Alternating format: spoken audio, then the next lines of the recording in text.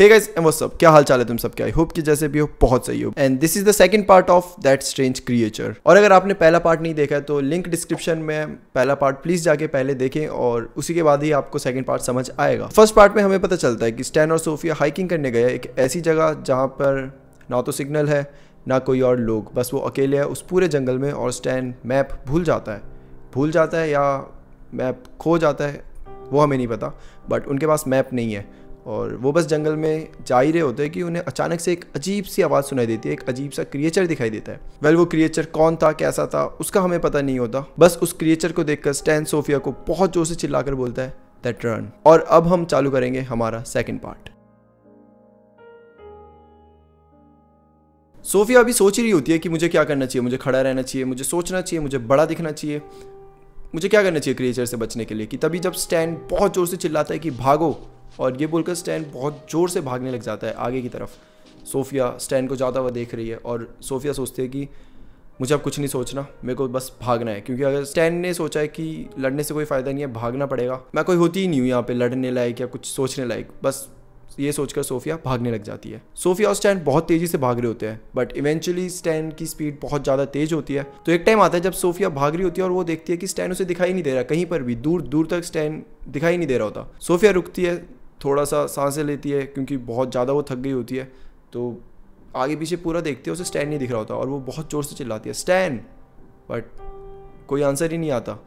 फिर वो एक दो बार और चिल्लाती है स्टैन तुम कहाँ हो, स्टैन तुम मुझे सुन सकते हो, बट रिटर्न में उसको सिर्फ साइलेंस मिलता है और वो साइलेंस उसे बहुत कुछ बता रहा होता है। सोफिया समझ गई होती है कि स्टैन अब शायद बहुत दूर या गलत डायरेक्शन में भाग चुका है और अब सोफिया यहाँ पर अकेली है, तो अगर उसके सामने कुछ भी आएगा तो उसको उसका सामना खुद अकेले करना पड़ेगा। सोफिया यहाँ पर बहुत ज़्यादा डर जाती है। सोफिया अब पुरानी बातें याद कर रही है और उसे लग रहा है कि हम कितने ज़्यादा स्टूपिड थे। हम एक ट्रायल पर आए हैं जहाँ हमारे पास मैप नहीं है, जहाँ हमारे पास फ्लैश लाइट नहीं है, मोबाइल पे नेटवर्क नहीं है, मोबाइल की बैटरी डाउन है और हम ट्रायल पर आए हैं। वेल जब सोफिया को रियलाइज़ होता है कि अब शायद हम नहीं, सिर्फ सोफिया बची है क्योंकि स्टैन तो है ही नहीं। ये सोचकर सोफिया और घबरा जाती है। सोफिया एक बार फिर से चिल्लाती है स्टैन, बहुत ज़ोर से अपनी पूरी जान लगा देती है और फिर चिल्लाती है स्टैन, बट रिटर्न में फिर से उसे सिर्फ साइलेंस मिलता है। सोफिया सोच रही है कि क्या ये जंगल शुरू से इतना लाउड था, क्योंकि जब हम आए थे तब तो मुझे कुछ सुनाई नहीं दे रहा था, बट अब मुझे हर एक जगह की आवाज़ आ रही है। किस डायरेक्शन में पानी बह रहा है, किस डायरेक्शन से हवा आ रही है, कौन सा पक्षी कहाँ पर है और कौन सा जानवर कहाँ पर, हर एक की आवाज़ आ रही थी। सोफिया को लग रहा था जैसे मानो पूरा जंगल अब उसे कुछ ना कुछ बताने की कोशिश कर रहा है। वेल क्या बताने की कोशिश कर रहा है शायद वो सोफिया को नहीं पता था। सोफिया को ये भी नहीं पता था कि आखिर स्टैन कहाँ है। स्टैन को तो शायद ये रियलाइज़ ही नहीं हुआ होगा कि सोफिया कहीं पीछे रह चुकी है, वो बस भागता जा रहा है। शायद अब तक स्टैन निकल भी गया हो जंगल से बाहर और जंगल में बची है सोफिया अकेली। सोफिया को तो ये भी नहीं पता था कि आखिर कहाँ जाना है। ये तो उसका फर्स्ट टाइम था ना हाइकिंग करने में। स्टैन जिसके भरोसे सोफिया आई थी वो तो अब साथ है ही नहीं। सोफिया हर जगह देख रही है और उसे हर जगह सेम लग रही है, हर जगह सेम ही पेड़ है, सेम ही हाइट क्या है। सोफिया को कुछ समझ नहीं आ रहा है वो कहाँ पर है और उसे कहाँ जाना है। सोफिया अब यहाँ वहाँ हर जगह देख रही है इस होप में कि शायद कोई आए और उसको यहाँ से निकाल दे। कौन, सोफिया को भी नहीं पता।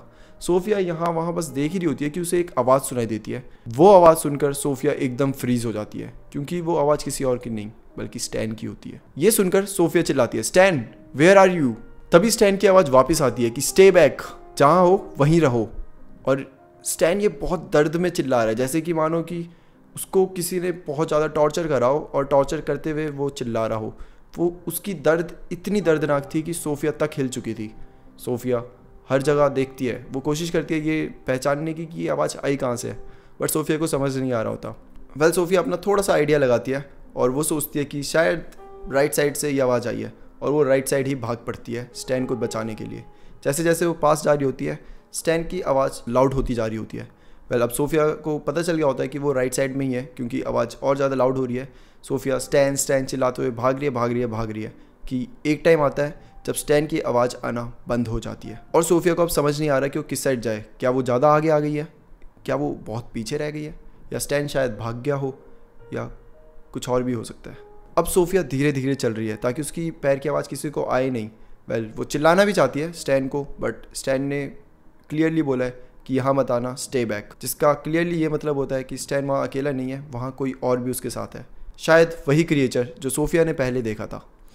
जैसे जैसे सोफिया अब धीरे धीरे चल रही है वो देखती है कि वो फिर एक ऐसी जगह आ चुकी है जहाँ से कोई मतलब जगह ही नहीं है। सोफिया को समझ नहीं आ रहा कहाँ जाए, क्योंकि एक रास्ता था जो कि अब ख़त्म हो चुका है, वो उसके एंड पे आ चुकी है और आगे पीछे फिर से वही जंगल है। और अब सोफिया को कुछ समझ नहीं आ रहा कि वो किस साइड जाए। वो एक बार फिर चिल्लाती है, स्टैन, बहुत ज़ोर से चिल्लाती है, बट इस बार फिर से रिटर्न में सिर्फ साइलेंस होता है। अब सोफिया एक जगह खड़े होकर बस ध्यान से सुन रही है कि उसे स्टैन की आवाज़ सुनाई दे। तब उसे एक आवाज़ सुनाई देती है जो कि स्टैन की तो नहीं होती, बट वो किसी ऐसी चीज़ की होती है जो उसने पहले सुनी होती है। जब सोफिया टेंट में थी और उसको एकदम से वो आवाज़ सुनाई देती है स्स करके, वही आवाज़ उसे वापस से सुनाई देती है।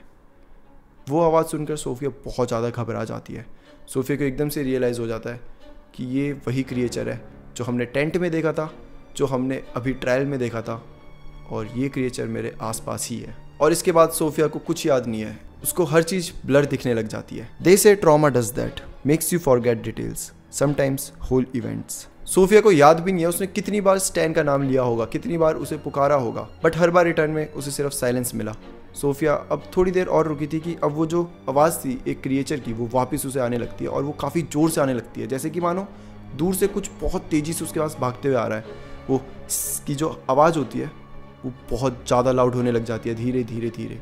सोफिया जैसे ही वो आवाज़ सुनती है उसे समझ आ जाता है कि वो जो क्रिएचर है वो सोफिया के पास आ रहा है। ये सुनते ही सोफिया अपोजिट डायरेक्शन में भागना चालू कर देती है। सोफिया अपोजिट डायरेक्शन में भागे जा रही है कि तभी बारिश चालू हो जाती है। बारिश में सोफिया पूरी भीग जाती है। जंगल में वैसे ही उसे कुछ क्लियर नहीं दिख रहा होता और बारिश की वजह से मानो कि उसकी आंखों के सामने अंधेरा छा चुका है। सोफिया का भागना भी अब बहुत ज़्यादा मुश्किल हो गया था, क्योंकि पूरा हर चीज़ गीली हो चुकी थी, हर जगह पानी पानी था। तो सोफिया अब धीरे धीरे चल रही है कि तभी उसे एक आवाज़ सुनाई देती है, well I hope you are feeling better, I am fine, I just stated something that didn't agree with me. Sophia को रियलाइज़ होता है कि वहाँ पे दो और आदमी हैं जो आपस में बात कर रहे हैं, और अब सोफिया जहाँ से वो आवाज़ आई होती है उस डायरेक्शन में भागने लग जाती है। अब सोफिया भागते भागते एक पार्किंग लॉट में आ जाती है, जहाँ पे एक ट्रक की हेडलाइट के सामने दो आदमी खड़े होकर बात कर रहे होते हैं। सोफिया जैसे उन्हें देखती है उसे एक रिलीफ मिलता है।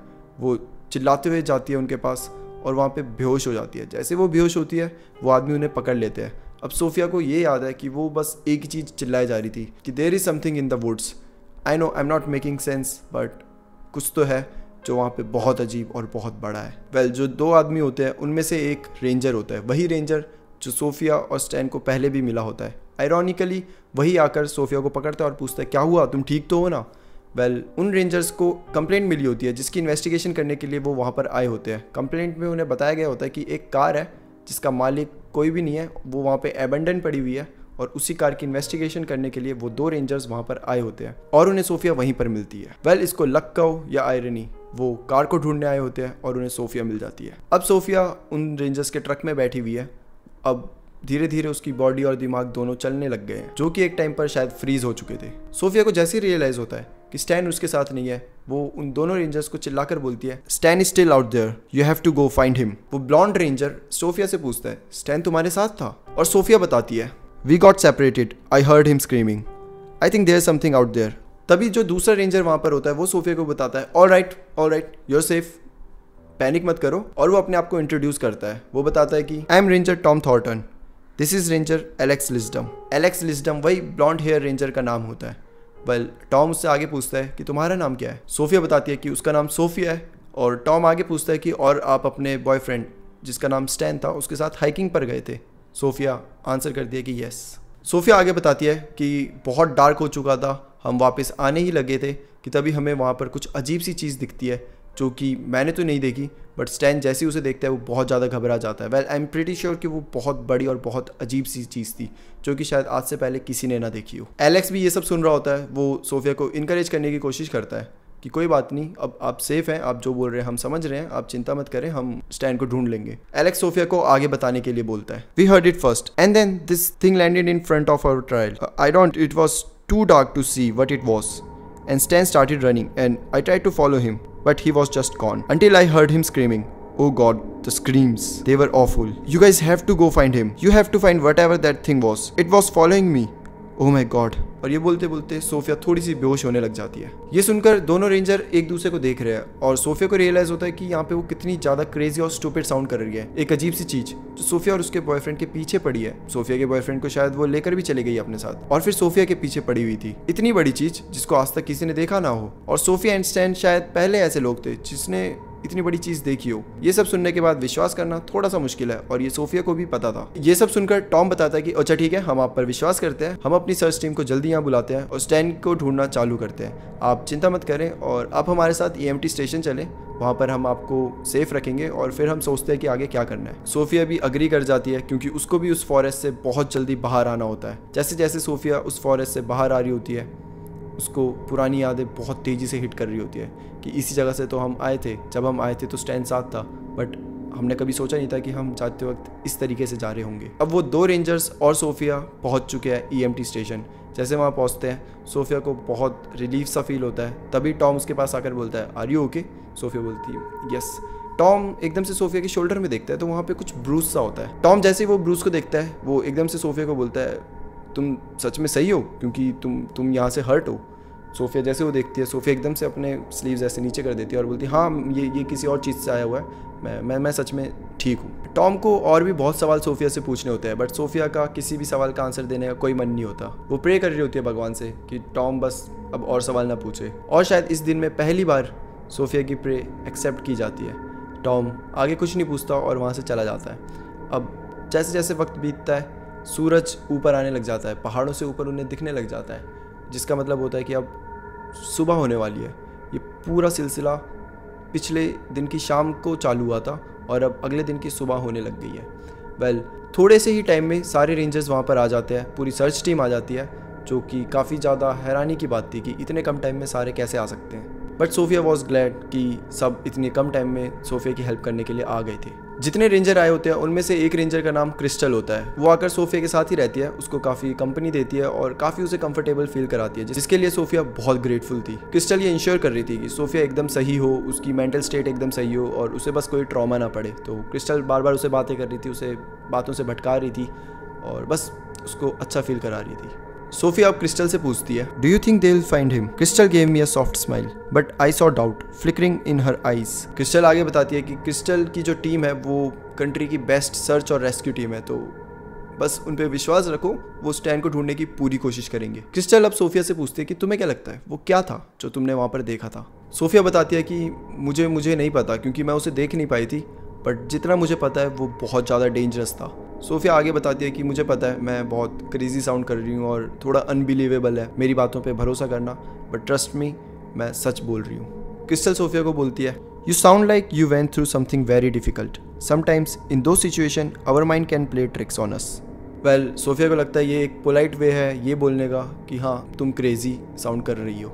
सोफिया बात घुमाने के लिए बस यहाँ वहाँ देख रही है कि उसको क्रिस्टल के पास रखी एक फ़ोटो दिखती है जिसमें 6 लोग होते हैं, जिनमें से 3 लोगों को सोफिया पहचानती थी, क्रिस्टल, टॉम और वो ब्लॉन्ड रेंजर एलेक्स, और बाकी जो 3 थे उन्हें सोफिया नहीं पहचानती थी, जिनमें से 2 लड़के थे और 1 लड़की थी। सोफिया क्रिस्टल से पूछती है कि मैं आप तीनों को जानती हूँ बट ये 3 कौन है फ़ोटो में? सोफिया को ये सब जानने में कोई इंटरेस्ट नहीं था, बट उसको बस ये बातें घुमानी थी, ये क्या देखा, स्टैन मिलेगा कि नहीं, ये सब चीज़ें बस सोफिया को बहुत मेंटली एग्जॉस्ट कर रही थी, तो वो बस बातें घुमाना चाहती थी।